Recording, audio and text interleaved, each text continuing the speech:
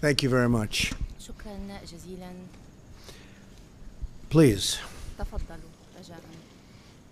I'm very happy to announce that أخيراً أن أعلن with 0 of the Democrats' votes, مع صفر the motion to proceed on health care has just passed, and now we move forward towards الرعاية الصحية truly great health care for the American people. We look forward to that.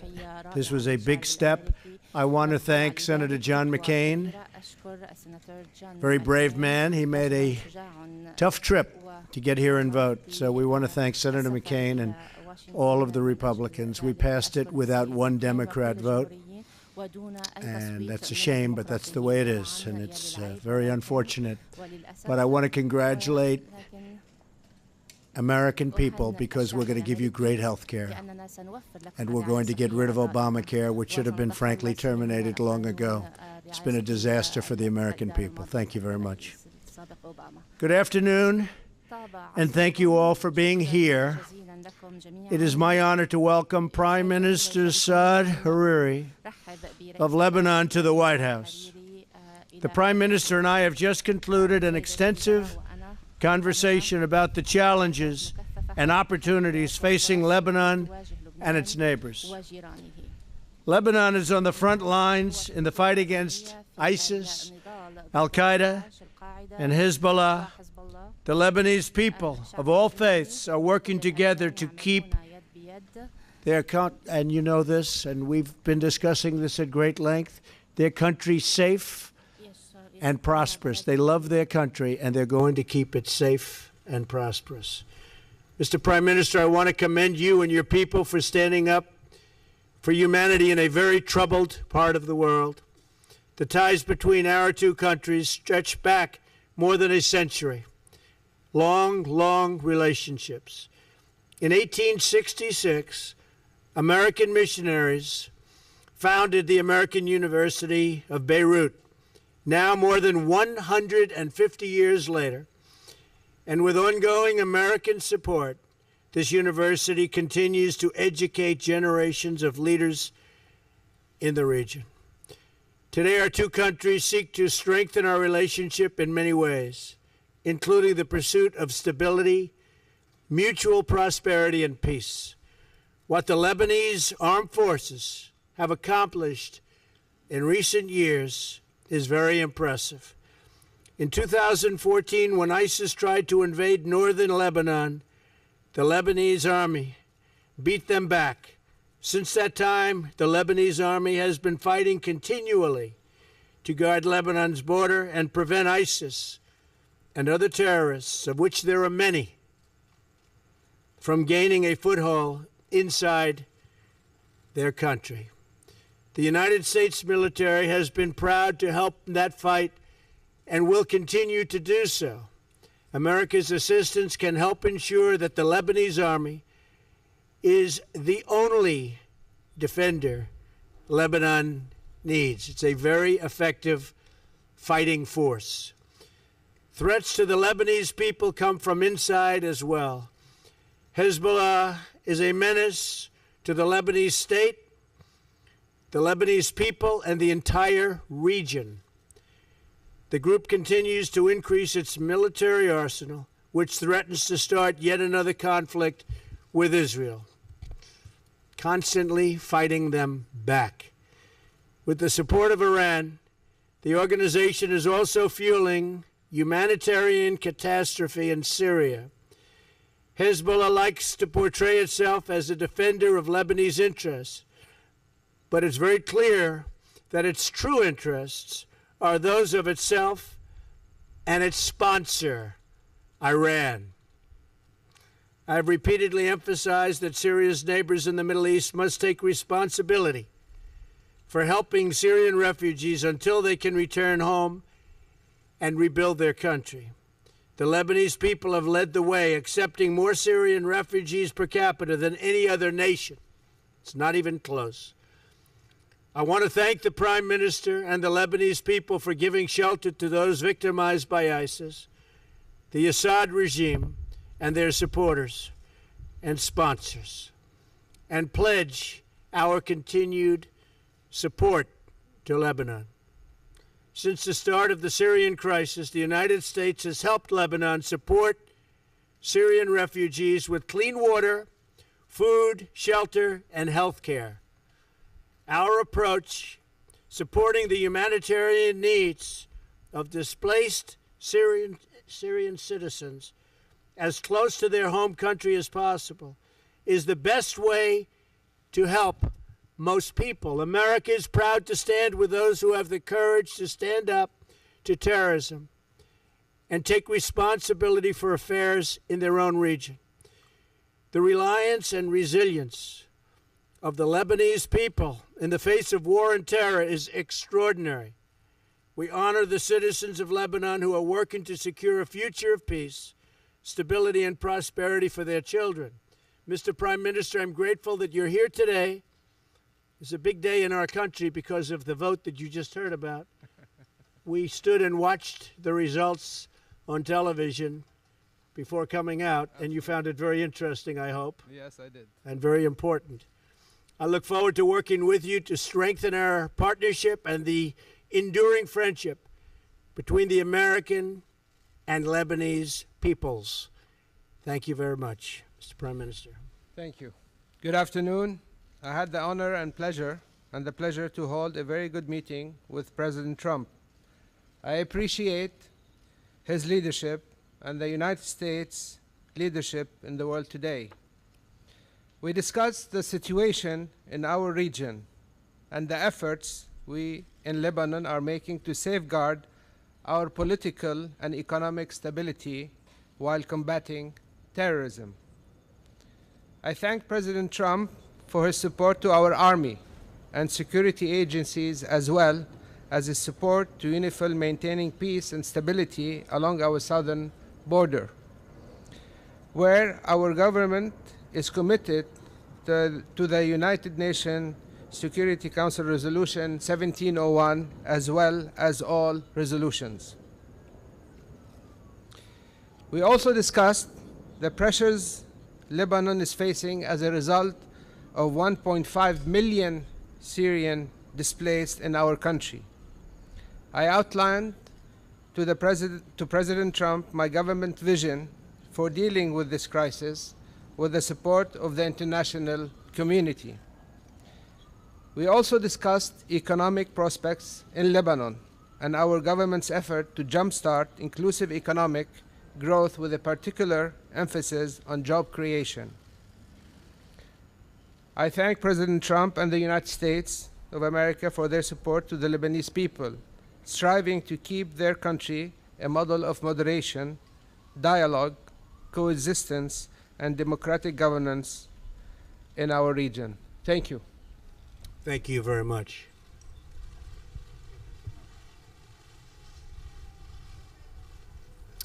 Margaret Talev, please. Thank you. Hello, Margaret. Hi, Mr. President. Mr. Prime Minister, I'll have a question for you also in just a second, if you'll bear with me.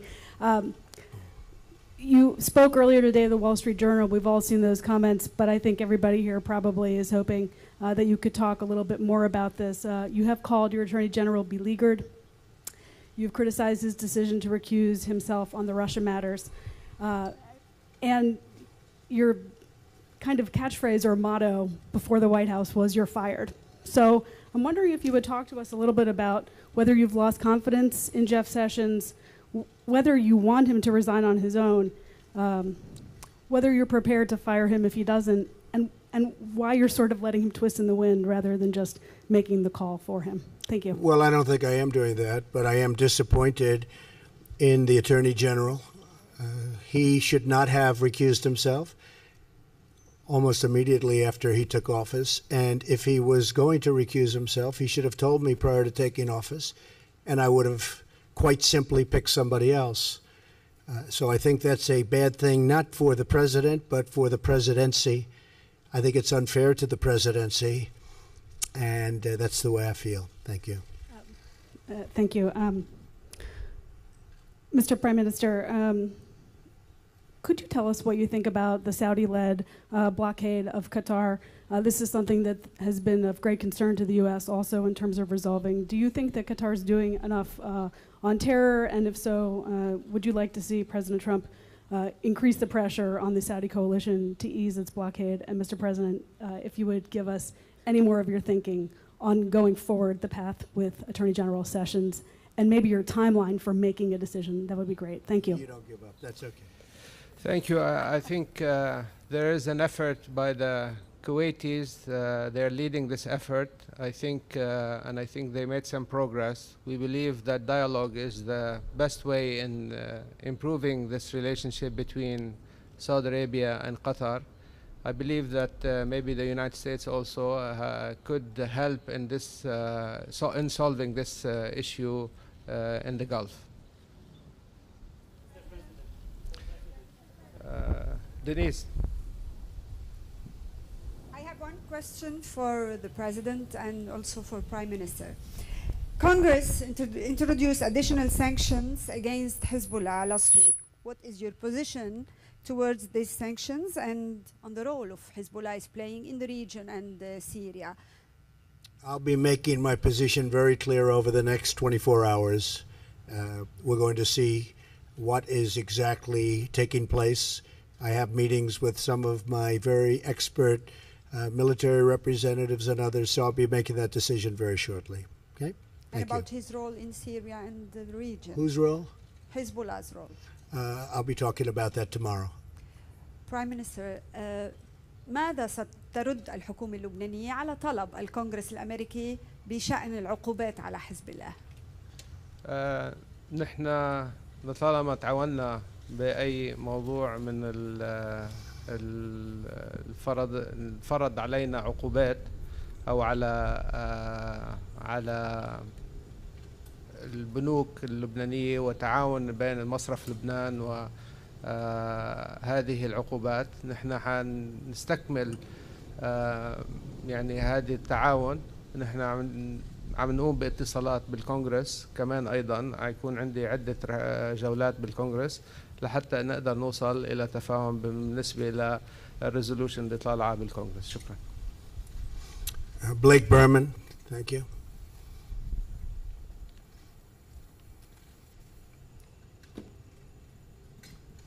Hello, Blake. President Trump, hello, thank you. Indulge us here for a second. أن تستمع إلينا. هل بإمكانك الشعب الأمريكي يريد أن يعرف هل تشعر بأن المدعي العام يجب عليه why should he remain as the Attorney General? And secondly, on a separate topic, with the healthcare vote that just came about, still a long ways to go. At what point do you feel that Republicans, if they can't get something done, should just say, you know what, we gave it a go, let's move on to tax reform instead? Thank you. I want the Attorney General to be much tougher on the leaks from intelligence agencies, which are leaking like rarely have they ever leaked before at a very important level. These are intelligence agencies. We cannot have that happen. You know many of my views in addition to that, but I think that's one of the very important things that they have to get on with. I told you before, I'm very disappointed with the Attorney General, but we will see what happens. Time will tell. Time will tell. On health care, I'm extremely happy that we got this vote. This is, they say, if you look historically, this is the tough vote to get. Now we're all going to sit together and we're going to try and come up with something that's really spectacular. We have a lot of options and a lot of great options.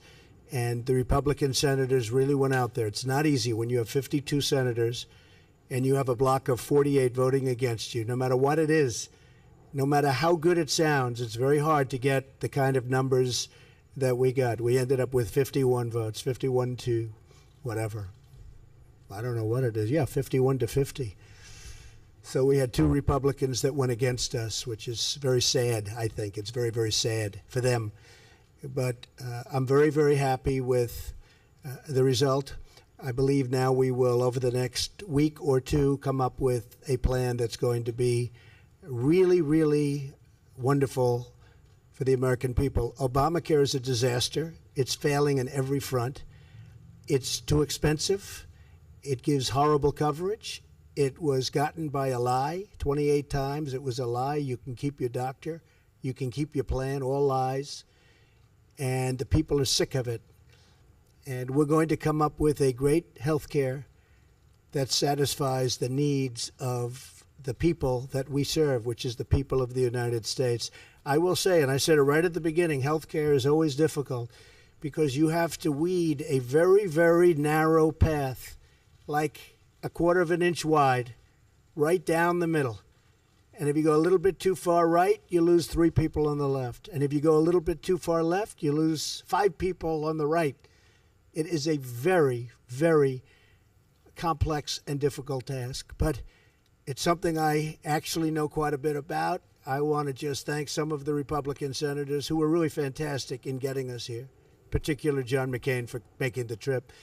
But I think you're going to have a great health care. This is the beginning of the end for the disaster known as Obamacare. Thank you very much. And, Mr. President.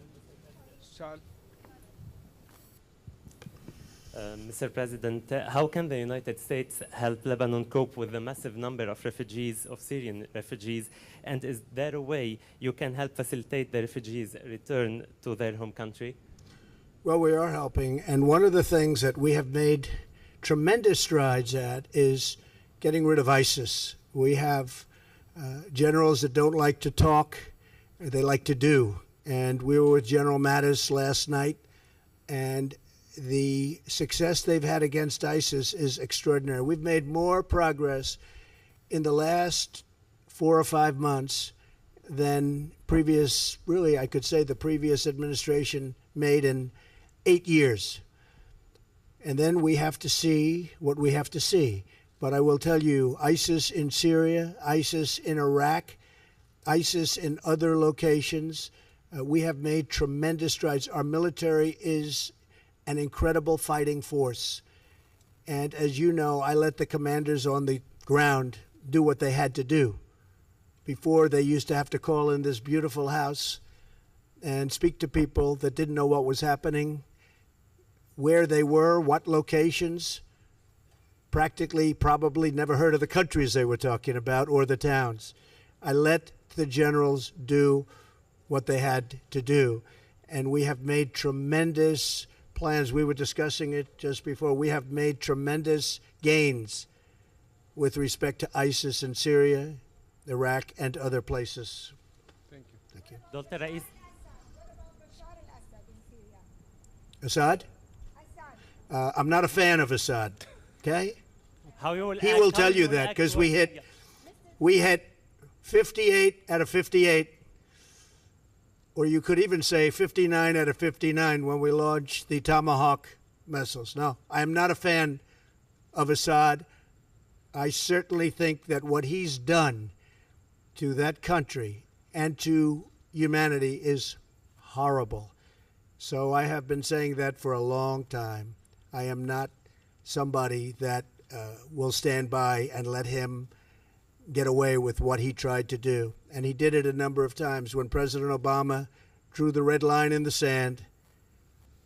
And then he should have crossed that red line because some horrible acts against humanity took place, including gas and the killing through gases.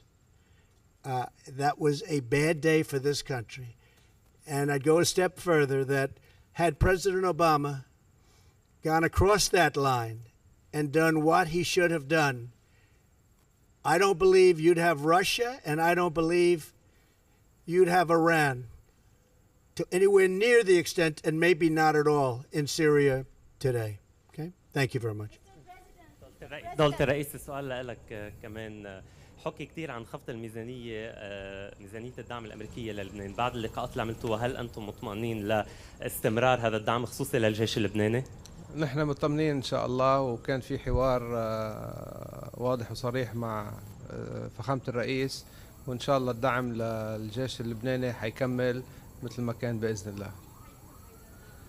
حيكون دعم مثل الدعم السابق اللي كان يجي على لبنان للجيش اللبناني وللقوى الأمنية وإن شاء الله يعني هيدا شيء الجيش والجيش الأمريكاني والجيش اللبناني هن اللي بيقرروا بنوع الأسلحة ونوع التدريبات اللي هن بحاجة له. شكرا. Thank you very much, everybody. Appreciate it. Thank you. Thank you so much. Mr. Prime Minister, thank you.